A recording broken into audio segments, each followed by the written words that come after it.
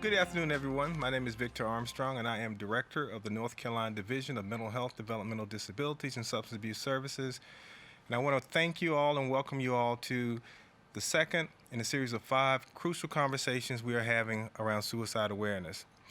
We are very thrilled to have with us 4 outstanding panelists this afternoon. POOJA MEHTA, who is a mental health advocate for South Asian communities and young adults. We also have with us RWENSHAUN Miller, who's an author, motivational speaker, mental health counselor. We have FONDA BRYANT, who's a mental health and suicide awareness advocate. And we have Martha SAUCEDO, who's a licensed clinical social worker and project manager for technical assistance with the Collaborative Family Healthcare Association. And she's also a LatinX Hispanic mental health advocate. Part of the reason we want to have these conversations is because we recognize the challenges that we are facing as a country, as a state, and in our individual communities. Our nation is hurting. We're in the midst of a global pandemic while also witnessing and feeling the tension and unrest brought about by recent events. We also recognize the impact that anxiety can play on our mental health, particularly those who may already live with anxiety, depression, or other mental health challenges. Our purpose today is to talk about these challenges, to share resources, but also to create collective space for healing. In doing so, we want to specifically focus today's discussion on the value of lived experience and the importance of the voices of those with lived experience. Our panelists today will be able to speak not only to the challenges involved in overcoming obstacles that impact mental wellness, but the empowerment involved in sharing those experiences and creating resources to help others. We'd also like to recognize that today marks the beginning of Minority Mental Health Awareness Month. So we will be talking about much of this through the lens of equity and inclusion, as well as the impact of historical racism and implicit bias on the mental wellness of people of color. As a behavioral health advocate and behavioral health professional, I believe that we should always be guided by principles of trauma-informed response, where together we seek to realize the widespread impact of the trauma related both to COVID-19 and social injustice issues in our country, and its impact on our mental health, as we also share resources that create paths for recovery. We'll spend the first part of the webinar having a conversation with our panelists and then open the conversation up for questions. You may also submit questions online, which we will attempt to address as we are convening the panel discussion. So first, I'm going to ask our panelists to introduce themselves and spend a couple of minutes sharing a little bit about their story, and then we'll dive into the discussion. So panelists, if you would just take a moment and introduce yourselves to the audience, and let's start with FONDA. Hi, my name is FONDA BRYANT, and I am a mental health and suicide prevention advocate. I'm very passionate about what I do because it comes from my own experience as a 25-year suicide survivor. And when I went through what I went through 25 years ago, I realized that our culture is still very far behind because my mom never let us know that depression ran in our family. And then when I almost took my own life, my mother told me that I needed to be stronger. So when I went through what I went through, I knew I had to turn around and help others, and especially people in my culture. So I stand here today. I do the work that I do because I really want to break down the walls of stigma.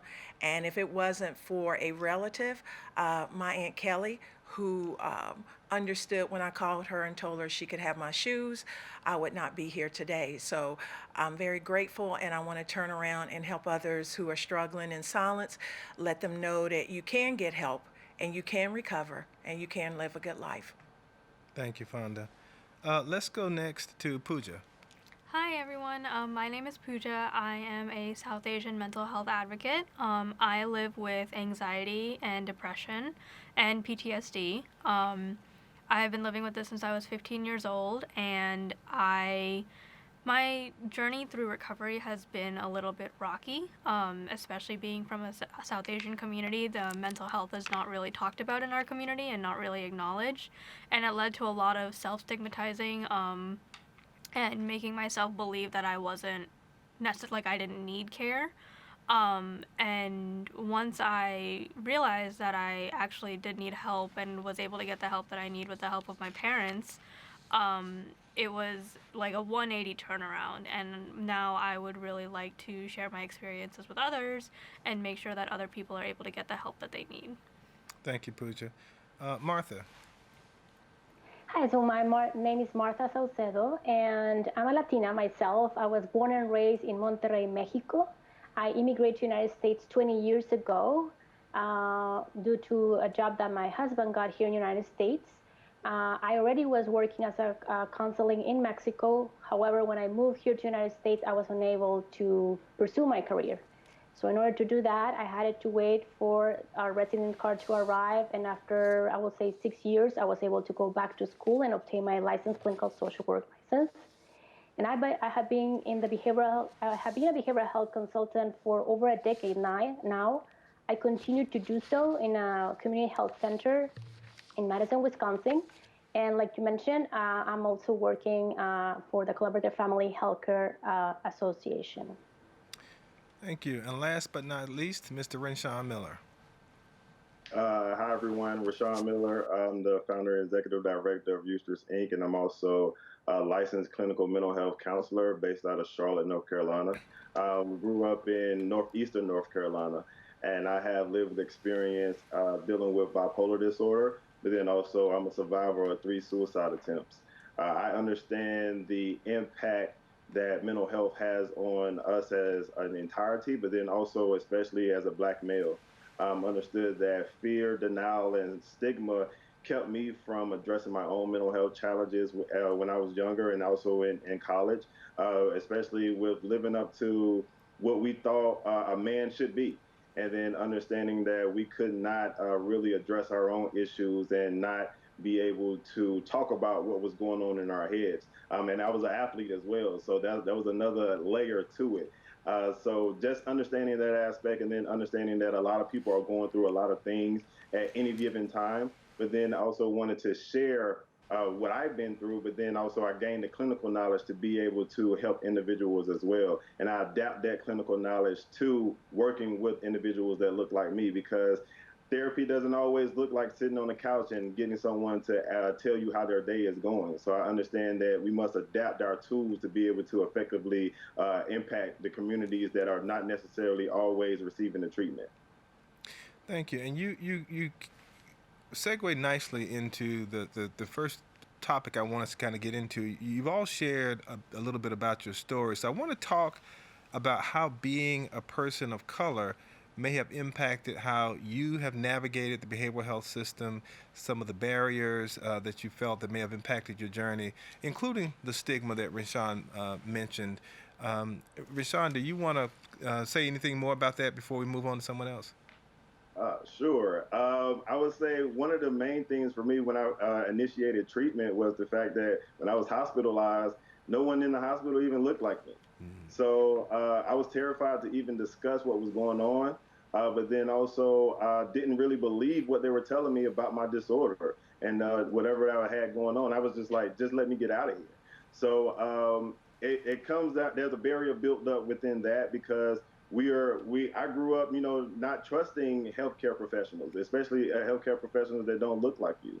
So there's that wall there. But then in addition to that, when I was able to engage with a Black male therapist, I was able to let down my guard, but then also he adapted the treatment to really have a real conversation with me, and understanding that he didn't talk to me in clinical jargon. He didn't, make me feel like I was dumb or make me feel like I should have known certain things. He just broke it down to me on the real, and I was able to relate to it. And I think that's one of the major things when it comes down to addressing mental health.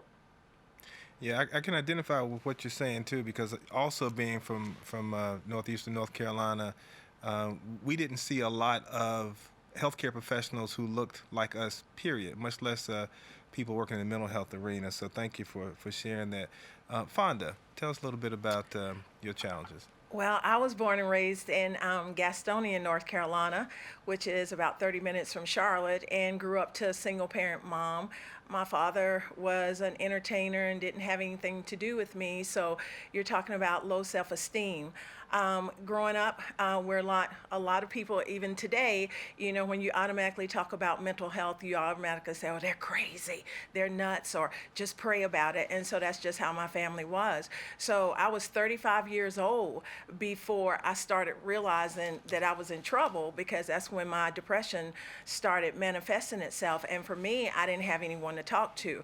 My mother was not the type person I would talk to about anything like that. So for me, it was with my executive director, my assistant director of pharmacy, who was the first one that came up to me. And she was actually a white female. And she said, Fonda, something's going on with you.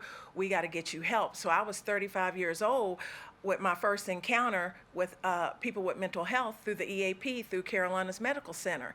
And that started my journey. But then at the same time, even going through that journey, I didn't have the support from family or friends. So I was still walking through a maze with a blindfold on, trying to get to that point where I got help. And for me, it's taken me probably the last 10 years to finally become at peace, and to finally find the resources and the support and the help that I need to get better.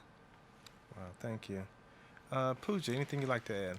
Yeah, I think so. For me, being South Asian, I grew up hearing that people with mental illnesses were incapable, untrustworthy, like not worthy of love, not worthy of compassion. So when I started having symptoms, I kept it a secret. I didn't want anyone to know. And when my parents found out, they were so supportive and so like willing to get me help. But they told me, don't tell anybody. Like, this is a big secret that nobody should know about. And it made me really feel ashamed of what I was going through, and make it feel like it was something dirty about me, something tainted, something wrong. And I started self-stigmatizing a lot. I didn't engage with therapy. I didn't engage with psychiatrists. And I think they were able to sense that, but they didn't know what to do about it. And they also just didn't have a good understanding of the culture that I came from. So, for example, I would talk about my upbringing, and I've had multiple providers tell me that my parents were abusive, which not the case at all. But because like they don't understand the culture that I come from, and they just like don't understand the parenting style, they weren't able to relate with me and really just turned me off from the system for a long time. Wow, thank you. Now, Martha, your perspective is a little bit different, being a clinician. Can you talk about some of the challenges you see for people in the Latinx community? Sure. I think it relates very much like what Fonda was mentioning, in which there's a lot of, I think regarding to mental health, a lot of stigma, a lot of misconceptions. And it is hard when the people don't know your background. You know, for me, that I see a lot of the Latinx community, to understand their history of immigration. That's so important.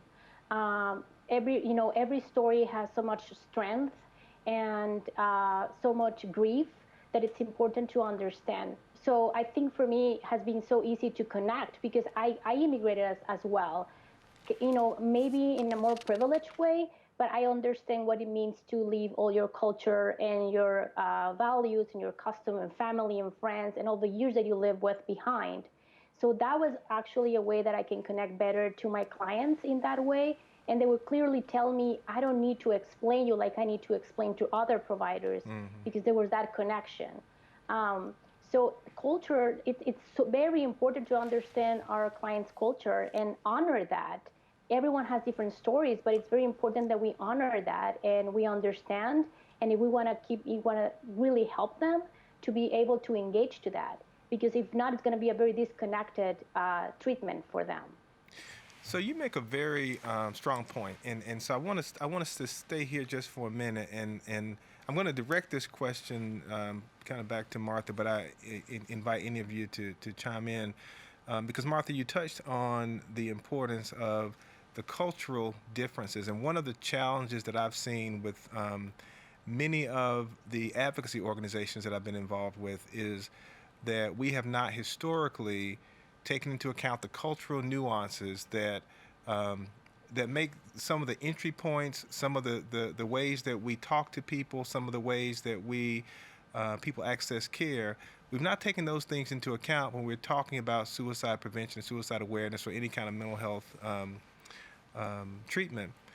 So if you all could talk a little bit about the importance of taking into account culture, both from the perspective of the person receiving care, being able to articulate their cultural needs, and from the perspective of the clinician, because many of you are, a couple of you are clinicians. Sure. So one of the things that I actually like to train my students when I'm training in clinic with them, it's that they cannot put individuals in a box, that they belong in that same group. It's so that the word says all. We're individuals. So each person has their own story, their own background, their own history and culture, and even in their own culture, they might have different values that are important for them. So that's where you have to actually start when you're working with someone. Because I can tell you, as Latina myself, I'm still learning from my Latinx community. I cannot say I know it all. And you have to start with that curiosity spirit to want to know, not judged. Right. And when you start like that, I think you're starting with the right, feet. And RWENSHAUN, you've been on both sides of it, both as the person receiving services and now as a clinician. Talk a little bit about the importance of recognizing cultural differences. I would say one of the things is like Martha was saying, is not making assumptions about individuals, but then understanding that they have their own personal story, but then you can't impose yourself onto them. You can't make them have specific goals. You can't make them engage in certain types of treatment. You have to work within the realms of what works for them and what makes them feel comfortable. So even when I'm doing therapy with individuals, especially with my young Black boys that I work with, I'm playing basketball with them, or I'm playing video games with them. I'm doing something that's going to make them comfortable so they don't even feel like they're in therapy. We have to build those relationships before we can actually treat. I think that's one of the things that clinicians kind of miss, is understanding that you have to build a relationship before you can, throw these modalities out there. You got to know who you're talking to. Then understand that you can actually be in a cohesive relationship, therapeutic relationship with that person. And then you mentioned something about these organizations that don't address, the cultural aspect. We also got to understand who runs these organizations and who has seats at the tables to make these certain decisions. A lot of times they're similar to like a clinician working with someone, and they're trying to impose what they think a person needs. They're doing the same thing just on a grander scale. You got to have these individuals sitting at the table. You got to understand what their needs are, and then you got to adapt those models to be able to be effective. You hit on a really, really important point there, and Fonda, I wanna pivot to you for just a minute, and RWENSHAUN talked about the importance of people in decision-making positions. I know one of the things that you have done is to get involved both on a local and a national level. And so as we're talking about how to utilize this lived experience, because I think the beauty of of FONDA, RWENSHAUN, POOJA as survivors is that you are not just survivors, you are thriving, you are leaders. And I think we need to highlight that. So Fonda, can you talk a little bit about what you're doing now, what you've done to really springboard from your personal experience and just create what has become a national platform? Well, the one thing that I really believe in is my favorite scripture in the Bible is faith without works. We can talk a good game all day, but if we don't put those words into action, it's all for naught. So for me, I'm all about action. And when the pandemic actually hit, I am a QPR certified suicide prevention instructor. And I knew that people were going to be dealing with a lot, and I knew what isolation and what was going on, and we know that in the summertime, in the springtime, suicide is at its highest peak. So I said, you know what, I want to train, and so I started training, and I reached out to the media and I said, hey, I need y'all's help to help me with this. And next thing I knew, besides the local media helping me, Attention, a national media that's on Facebook and Instagram and Twitter, they picked it up and they put it out there. So I was able to really start training, and I thought, hey, I'm going to train a little bit of people, but I ended up training 600 people from 22 states and 5 countries. And I had to take a break because I was doing it 2 to 3 times a week and sharing my story and helping people not only on the front end with the training, but on the back end wanting resources and help and things like that. And I realized that I was on to something. So when QPR Institute let us know that we can train, and definitely I decided that I'm going to keep training, because for me, number one, I feel like education is the key. You educate someone, you give them those tools to help someone else. Like somebody, my Aunt Kelly saved my life and pulled me up out of the quicksand. I turn around and want to get other people to pull them up so they can be resourceful and help not only themselves, but someone else. So it has been an honor. It has been a pleasure to train as many people as I have trained, and I'm looking forward to training even more. You know, Fonda, too, one of the things that I hear people say all the time is, you know, what can I do? How can I get involved? And I think, in addition to the QPR training, one of the things that you also did that seems like such a simple thing, but it has grown and touched so many lives, is the things that you did with the parking garages in Charlotte. Can you talk about that just a minute, too? Well, again, I'm a person about action, and one of my friends that was a reporter came to me and told me that the parking deck across from where the Hornets play, we go to circuses there, we go to Monster Jam, had told me that we had a good many suicides in the parking deck. And she said, hey, Fonda, I want to do a story, but they won't let me do a story about it. And I said, that's okay, I'm going to take care of it. And I immediately reached out to the parking deck management, and I said, hey, we can save lives. If we words can hurt, but words can help. And I said, the wristband that I wear every day, I want to turn it into a sign, because it says you're not alone. It has a national suicide text, national suicide hotline. So I was able to persuade them, just like in QPR, I was able to persuade them to put the suicide prevention signs up. And not only there, but 11 parking decks. And I am very happy to even say today that Atrium Health has gotten behind me with the suicide prevention signs. And not only are they going to put them up in Charlotte, but they're going to put them up in all of their parking decks across the country. So again, it's things I know in some eyes, it's people like, well, you know, I can't make a difference. But you really can. And I have taken from a woman who was handcuffed and taken to a mental health facility as an African-American woman and turned around and making a difference. And I let everybody know that everybody can do that. So I'm just, again, very proud to be able to get those signs up, because I know they're going to save lives. And I do follow back up with the parking deck, the original ones that I got up. And they said since my signs have gone up, that there have been no attempts and no suicides in that parking deck. Thank you for sharing that. That is fabulous. It's amazing work.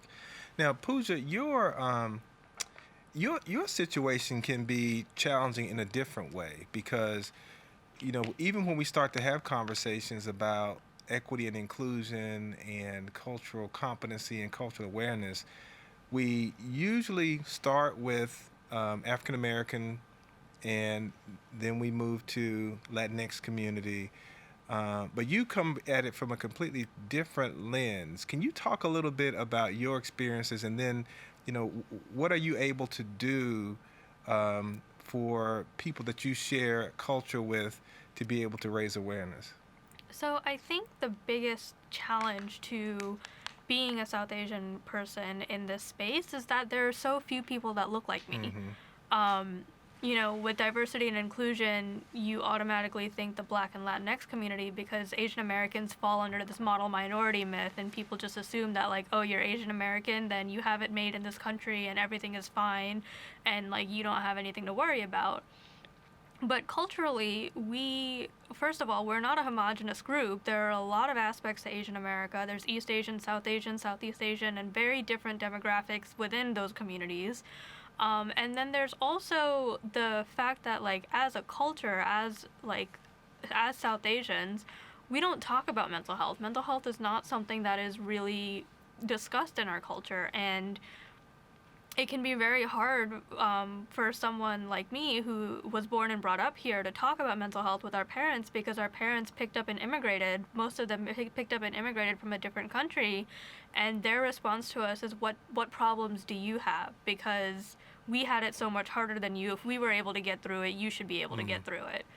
And this generational trauma just keeps on going.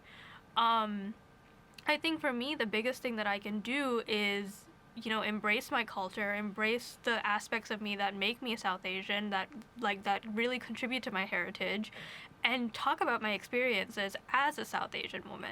I am wearing a very traditional blouse right now, very intentionally, because I want to bring my culture into these conversations and show that people who look like me, people who come from a cultural background like me, can be suicide survivors, can live with mental illnesses, and can thrive despite those circumstances. Thank you.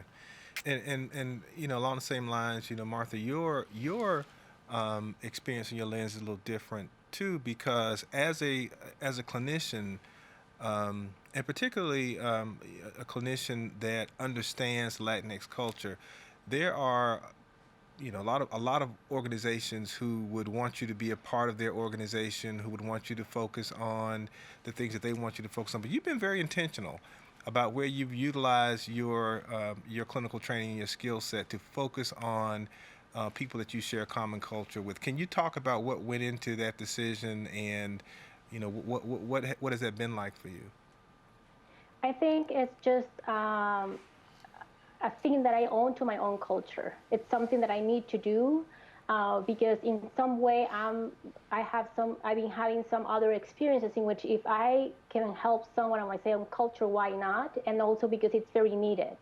Going to what POOJA was saying about, it just came to my mind, the Latinx teenagers, that it's really a high percentage of those teenagers who are committing suicide or having cutting behaviors.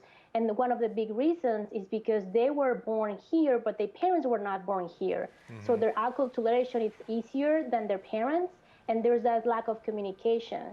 So that has been one of actually the biggest, one of my passions that I have been working clinical-wise, because I have been able to help them just to communicate and to understand the kids, to understand the parents' history and where they come from, but also the parents to understand their kids' stories and be able to kind of find like a medium point. It's not like we want to make those teenagers kind of understand exactly what their parents come from and know that they're having a better life here than their parents, to allow them to both to get understand and kind of meet in the medium point. And it's incredible how when you're able to allow that communication between those generations, symptoms get improved immediately. It's just because we don't talk about it and they don't know how to talk about it.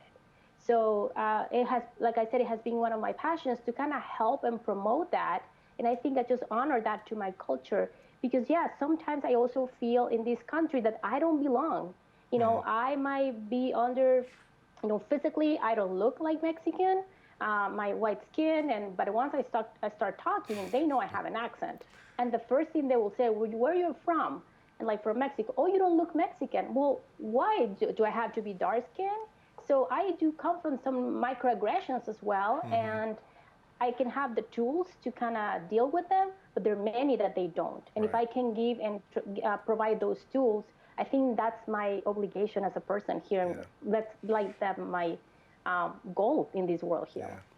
Yeah, and you touch on something so important. Communication is so important, because there's so many people that reach out for help in different ways. And if we don't understand how to communicate with them and hear what they're saying, we're not going to be able to help them. So thank you for sharing that. RWENSHAUN, now you have taken an experience, turned it into a movement, taken that movement and turned it into a business, a thriving organization. Now, for any man of color, and especially a young man like yourself, starting a business is not easy, let alone someone that has had the challenges of former suicide attempts and trying to get a grasp on your mental wellness. Talk about, where did you find the strength and the courage to do what many folks who have never had the mental health challenges can't find the strength to do? Man, I think it just comes down to, I think what Martha has touched on is the fact of understanding that I need to be that person that I needed. So I live by the motto, be who you needed when you were younger. And I understand the gap that comes down into mental health services, and then understanding that We need that representation there, not even just from the aspect of just looking like me, but then also having that lived experience and understanding that certain things need to change. I think one of the other things is understanding that I've worked in mental health for over 14 years now in various capacities, working in group homes, worked as community support worker, worked in administration. So I did a lot of different things, and I've been able to see just the holes that were there. So I just want to plug those holes. And then some of those times when you have to plug those holes, you can't work with the organization because again, the ones that pull the strings or make the decisions, they're going to stifle you. So that's what prompted me to create my own organization.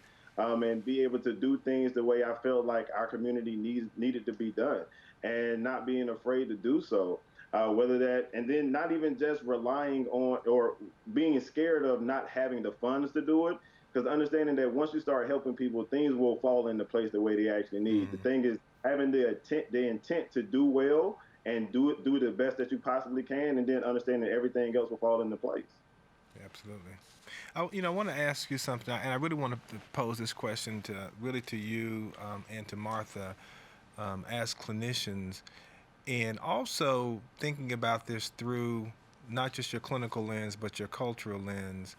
Um, Talk a little bit about how you recognize the signs and symptoms of when someone is in a mental health crisis, when they may be suicidal, and are there things that may look different when you're talking about a person of color versus a white person? And either of you can start. Okay.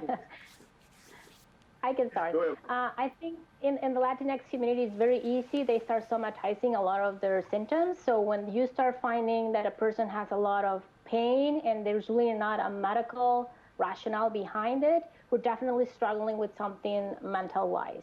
I will say also, one of the things that I start talking with families, not just the kids, but adults as well, it's getting to know they have these type of conversations and what they believe about mental health. For example, there's a lot of stigma in which if you come and see a counselor, it's because you're crazy.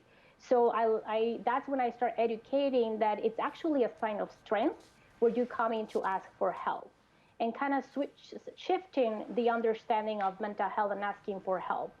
I also like to tell them of how they can identify like a personal champion, like somebody they feel really they can trust and they can talk to, and if they can just start talking to that person first, and that also will allow them to feel comfortable and then seek more professional help as well. But definitely there's a cultural thing that you have to deal with, in which you have to promote a lot of psychoeducation and understand what is their view about mental health, because it's very different about what it is here in the United States, what mental health is. So remove that stigma, educate, and again, reinforce that it's a sign of strength to ask for help. Absolutely. I would say, adding on to that, the education part is huge.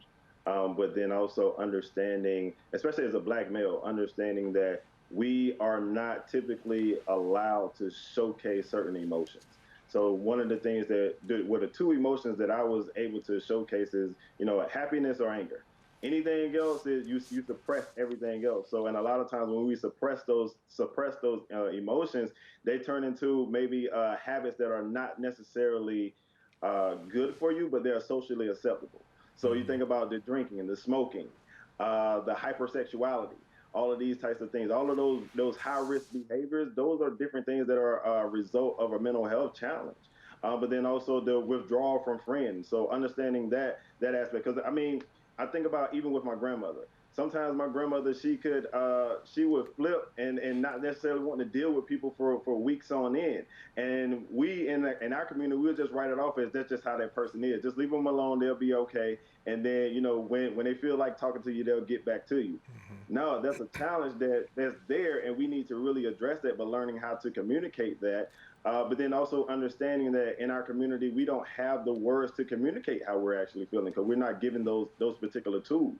We're not given the tools to understand this is what depression looks like. If especially as a man, you may be angry. Depression doesn't always look like you were stuck in the bed all day. It could be you could actually be functioning every single day and still be depressed, and not you can have those suicide is not always, oh, I want to kill myself with, pills or a gun or any of those things. You can have those passive suicidal ideations, or I'm gonna drive myself off of the road, or some of those types of things. So understanding that all of these different things play a role, and understanding that culture plays a large part into that.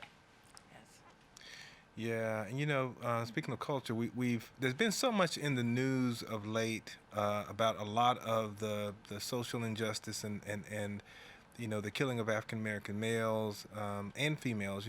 We've heard about Ahmaud Arbery, we've heard about George Floyd, we've heard about Breonna Taylor, but one of the things I often think about is that we've kind of seen the culmination of a number of things. I think that the frustration, the anger that we're seeing is absolutely about the deaths at the hand of law enforcement. But I think it's deeper than that. It's about a lot of the systemic racism and social injustice that has really kind of come to a boiling point, including some of this disproportionate things that we saw with the effect of COVID-19. But I also recognize that as we're talking about some of the challenges that black males face, we're not talking as much about some of the challenges, the stressors that women face. In that, often for women, in addition to being a woman of color, you're also in a position oftentimes where you have to be pretty much the backbone of the family and taking care of other folks. So RWENSHAUN, I'm gonna ask you to just step aside for a minute. Let me talk to the ladies just for a minute. Could you talk about the challenges, both the racial challenges, the cultural challenges of being a woman of color and having to deal with some of both the mental health challenges, but also just the challenges of the role of a woman in your culture? And Fonda, let's start with you. Well, one of the things is that with the work I do, I have to be persistent, getting things done. And I get all the time that I'm aggressive, I'm overbearing, I'm difficult to deal with. And that's coming from even African American males. And I've had to even call one out about that, because it's very disheartening to me that here I am out here giving of myself, trying to help people, and yet because mental health is not warm and fuzzy, and you have to, if you can't get through the front door knocking on the front door, you have to go around to the back door and knock on the back door, and if you can't get in the back door, you have to go through the window. And when you're persistent like that, because you're so passionate about what you're doing and you see it every day, what's going on with mental health, and then you get called those names, it really bothers me. Because I say sometimes this, I said, if I was a white female doing the same thing, I would be looked at, oh man, she's a go-getter, she's really getting things done. But because I'm African American, oh, she's just pushy, she's aggressive, and all of that. So that's hard enough to deal with. And then you're dealing with a mental health condition, which some days you have to force yourself to get up. And like I told somebody just the other day, I said it's days of when I would go in the gym, I would just be smiling and everybody's like, hey, Fonda, how are you doing? And I'd say I'm fine. But they don't know that 15 minutes earlier, I was out there in the car crying, trying to force myself to get out of the car to come in the gym. My arms feel like they weigh 150 pounds. It feels like an elephant is sitting on me. They don't know when they look at me and they say, hey, you sure are athletic. They don't know that some days I don't feel like brushing my teeth, combing my hair, or taking a shower. But yet I'm still out here every single day trying to help other people like me, and trying to get people to see that mental health is not one size fits all, that it is totally different for different cultures, and also for even with gender at times. Because as a mother of a son, I've had to put on a mask sometimes because I didn't want my son to worry or to see me upset. So you have to put that mask on. And even now, because I had to move in with him for a little while, I have to be very mindful of my depression, because I'm very honest. Some days I just want to come in and go in the closet and shut the door. And that's how I feel. But thank goodness I have the tools and know what to do. But it's just very hard sometimes to juggle both. Yeah. POOJA, anything to add? Yeah, I would say, being a woman and the fact that we are societally, it's acceptable for us to express emotion, like sadness, like fear, like anxiety, and things like that, it's a double-edged sword, because I remember when I was having panic attacks and when I was, very emotional in the very beginning of my diagnosis, people wouldn't take me seriously. I would tell them that, this is not normal, like something is wrong, I need help, and they'd be like, oh, you're just emotional, or you're just hormonal, oh, you must be on your period. Oh my God, the number of times I heard that. And I think, especially being a South Asian woman, we are expected to be quiet, we're expected to be obedient.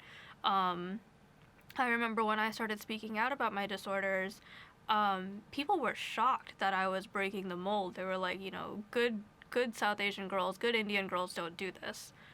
And I told them, if I'm not going to do it, then who will?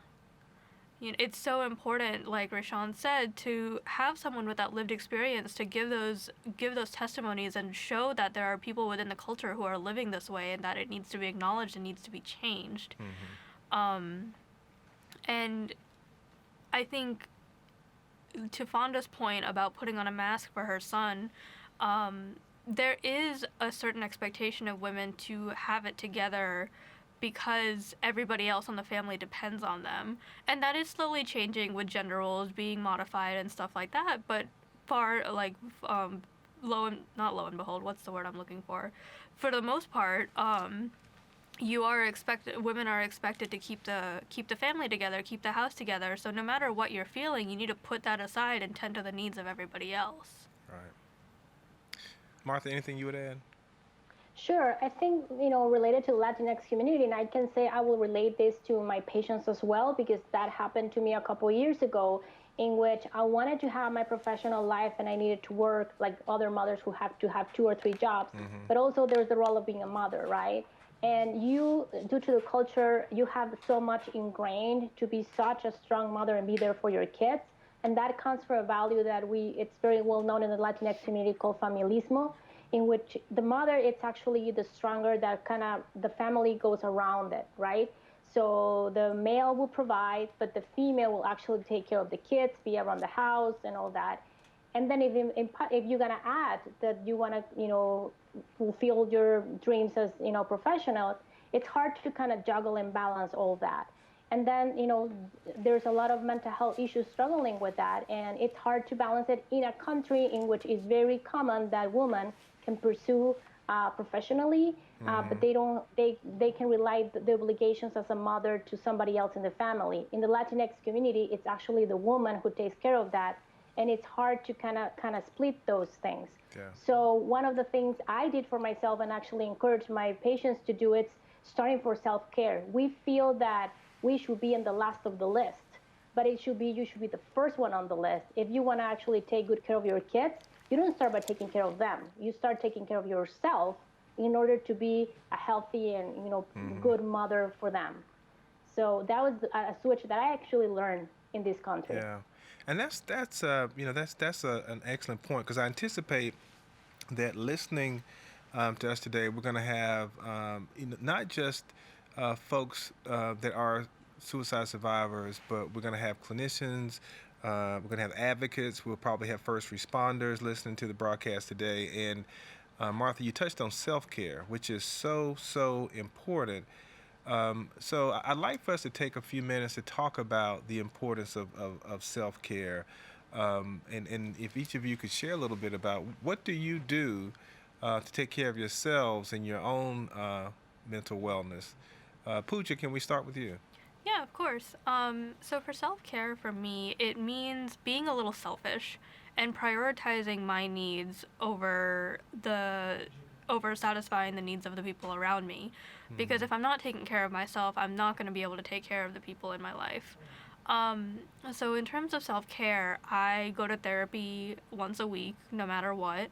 I make sure I'm taking my medications every day.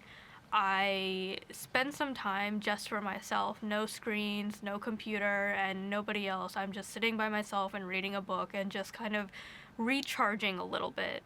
And then I make sure to vocalize to the people around me when I'm feeling a certain way. So for example, if we are going out and I just don't feel like going out. I just want to stay home and breathe a little bit. I have told myself that it's okay for me to vocalize that, and it's okay for me to not be a part of this plan in the advantage that it helps me take care of myself. Very good, thank you. Fonda, anything you would add? I know, and Fonda, if you would, as you're talking about self-care, could you talk a little bit too about sanity, not vanity? Well, for me, one of my biggest things is working out. I'm dying right now because I miss my gym so much. I just want to go and hug it sometimes when I drive past it. But I started sanity, not vanity, because really working out saved my life. Like I told you, it took me years to develop the tools for self-care, even though I was taught that when I was in the psychiatric hospital 25 years ago.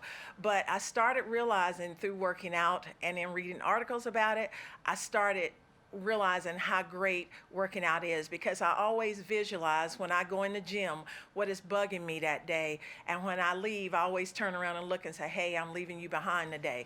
So sanity, not vanity, came about by my gym, Fitness Connection. And if I would come in and not having a good day, the guys would always mess with me and talk to me.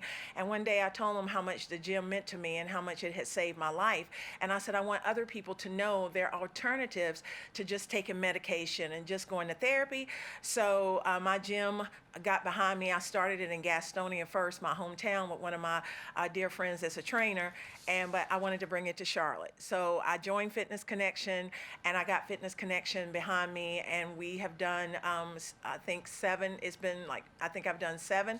I used to do it twice a year, but now it's down to 1, and unfortunately we didn't get to have it this year. But sanity, not vanity, is about threefolds. It's about working out for mental wellness. It's also about education, stomping out stigma. I have a humongous table with mental health information, and I'm asking questions.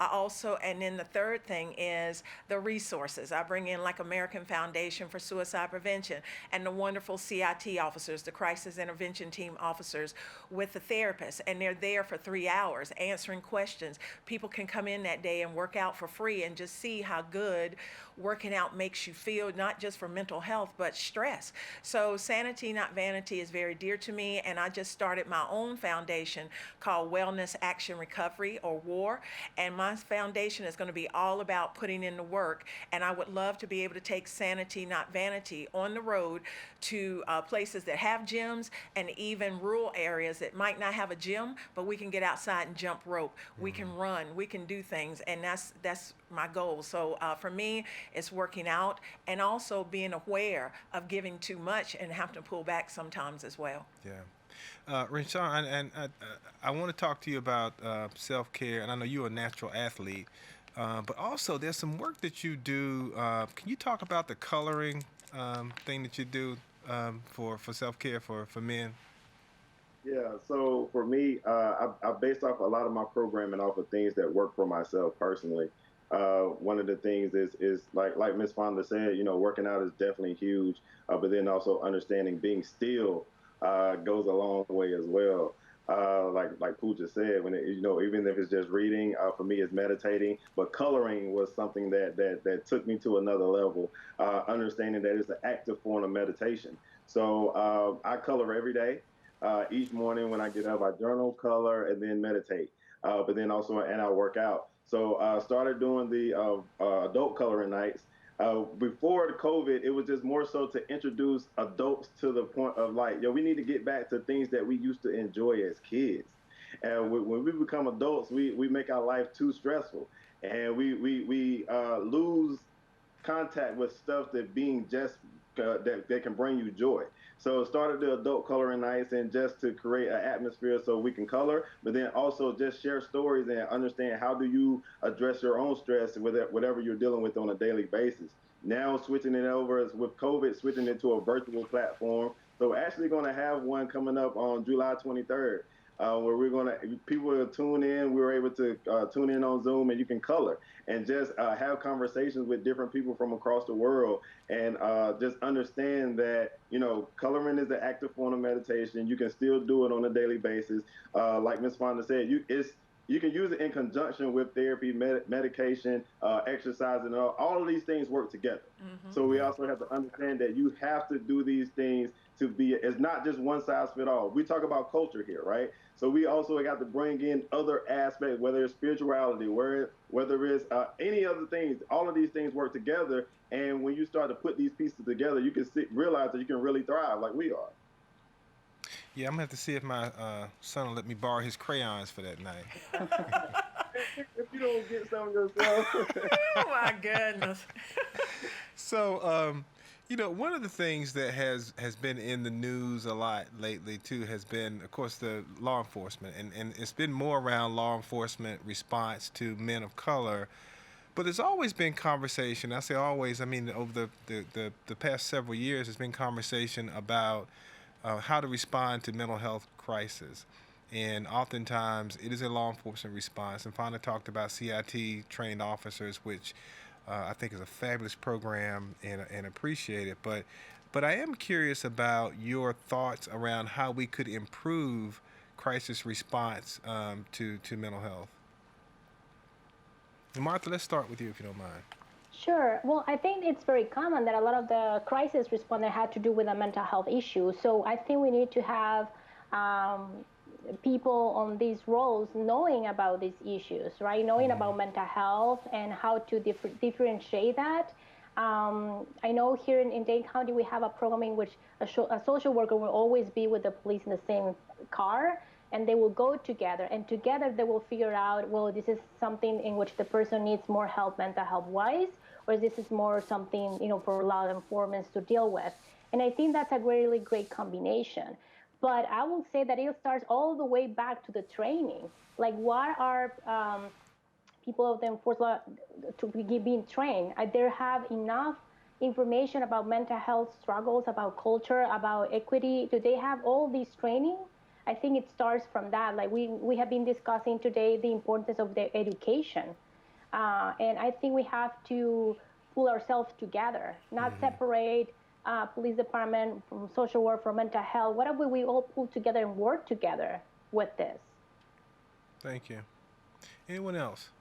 I would like to say, because I've been working with that with a representative out of Washington, and we've been she took my suicide prevention training and did not know about CIT. And once she knew about it, we were talking about more funding. But one of the things I told her is we also have to attach, as she said, education to it. Because really, to be quite honest, the police should be the very last line of defense to reach out to someone in crisis.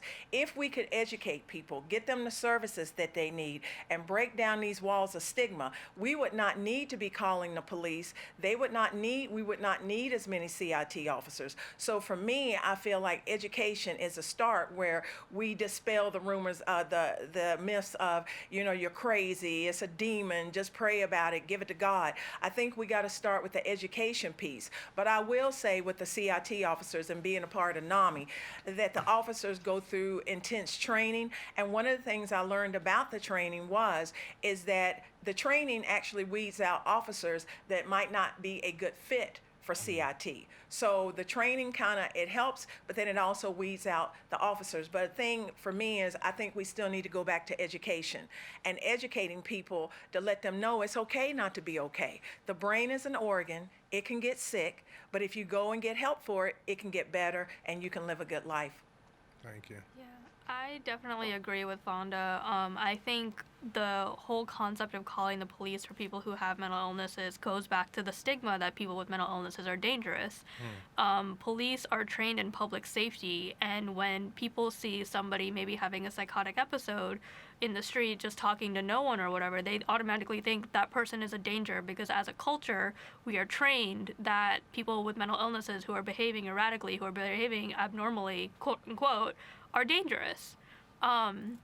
So educating the public that no, people with mental illnesses are not dangerous and you don't need to call the police for them. There are other resources available, like social workers, who are more apt to handle the situation, and I think that would be a better solution for everyone. Thank you.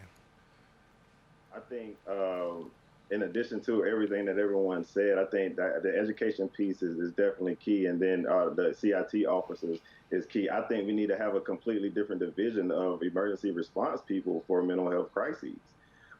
Just because personally, as when I went through my last suicide attempt, if a cop rolled past me and saw what I was doing, what I was about to do, he would have shot and killed me. Just because I was a black man with a gun. But then in addition to that, if I'm going through a mental health crisis and someone calls the police to come, handle me because I'm going through a different crisis, when I see that uniform, I'm already triggered to go on another level. So the uniform is a trigger for me within itself, just because I was raised to not trust the police. Granted, I know the difference now as an adult, but I still get, jitters whenever I see a police officer. So I don't feel like they should be the first ones to be called. But then, like Ms. Fonda and POOJA said, is we got to educate individuals on who to call. But then we also have to have things in place, systems in place for people to call. Right. Absolutely. Exactly. We got to educate people, because that is the key. Because when you're still talking to people, when I have family members reach out to me and say, hey, will you talk to my son? And the first thing the son says is, well, I'm not crazy. We got to start dispelling that. Or when I've had pastors taking the QPR training, and they said their whole thought process of how they thought a person was that had a mental health condition or suicidal has changed. So we got to change that so people will understand that mental health is real. It's a physical thing. And if we educate people and put the resources in their hands, we won't have to use the police as much as we're using them. Because again, as I said, that should be the very last line of defense when it comes to mental health condition. Absolutely. This hour has flown by, and so we are about ready to wrap up. I don't believe we've had any questions come in. We did have some comments come in, but I want us to take these last few minutes we have. If you each would just take about a minute for anything that you want, any thought that you want to leave with the audience before we close. Fonda, let's start with you. Well, for me, as I said, I truly believe in education. That's why for the month of July, I will be continuing training, QPR, suicide prevention training online. Anyone will be able to take it. And in an hour and a half, I can train anyone how to recognize someone in crisis, how to talk and listen to them. And this is one of the keys, not being judgmental. Because if you're judgmental, telling us what we need to do, how we need to do it, what we should do, we're going to shut down and we're not going to talk to you again. And then also referring that person to get help. And the thing is, even though you get a certificate for 3 years, the training lasts a lifetime. So I urge everyone, while we are going through this pandemic, to get educated on how to help someone in a crisis so you can save a life. Because I have been swamped with people reaching out who have been their children or themselves. We are in a crisis, and the more we get educated, the more we will be able to help others. Because I do want people to know there's help out there. And there's always hope, and there is recovery. We can recover and live a good life. Absolutely. Thank you. RWENSHAUN, parting thoughts. I would want to say, I know we touched on a lot here today, and especially when it comes down to minority communities. But I'd be remiss to not also bring up the different mental health challenges that the LGBTQ plus community faces as well, and understanding that they face a lot of layers of discrimination and different challenges. But then also, I would say my parting thoughts would be, my shirt says "Check on your strong friend," but it has "strong" marked out. So make sure that you check on all of your friends and just having a conversation with them. It could go as simple as a text or a call, or even then, go sit in their yard. I know we're supposed to be practicing social distancing right now, but you can go sit in the yard and have a conversation with individuals. So make sure that you check on your people. And to anyone who's ever seen me wear that "Check on Your Strong Friend" T-shirt and wonder where I got it from, now you know I got it from RWENSHAUN's organization. POOJA. I would say vote. All of these services are severely underfunded. The mental health system is broken on a policy level. Fonda, I think what you're doing is amazing, but the fact of the matter is you shouldn't have to be the one doing it. This should be education that's put in our school system. This should be part of this training for cops. Like, this should be something that is institutionally ingrained that mental health is important and mental health matters. So, we have a big election coming up in November, so make sure you vote with mental health in mind. Make sure your voice is getting put out there, and make sure that you're fighting for change that 1 in 4 Americans desperately needs. Thank you. Martha. Yeah, I just want to add that I want to invite everyone to actually start being more curious about people's stories. I mean, when you really come with a curiosity to get to know people's stories, you learn more than what you believe, and that opens your doors and your views. And lastly, I will say to invite organizations to put on the table minority people in their tables, because you will really gonna learn and become your organization to be more enriched and be able to kind of walk in the right path instead of guessing what will be the good thing for a particular, minority population. Absolutely.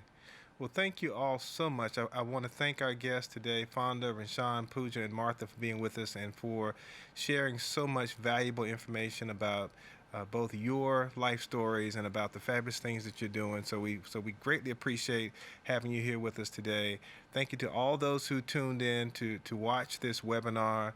As parting thoughts, I do first want to echo RWENSHAUN's sentiments to all of our friends in the LGBTQ community. We stand with you. We support you. We are all in this together. I would say to those organizations out there that are any kind of mental health advocacy organizations, but in particular to all organizations that focus on suicide prevention, suicide awareness, just to remind organizations that suicide awareness is about saving lives.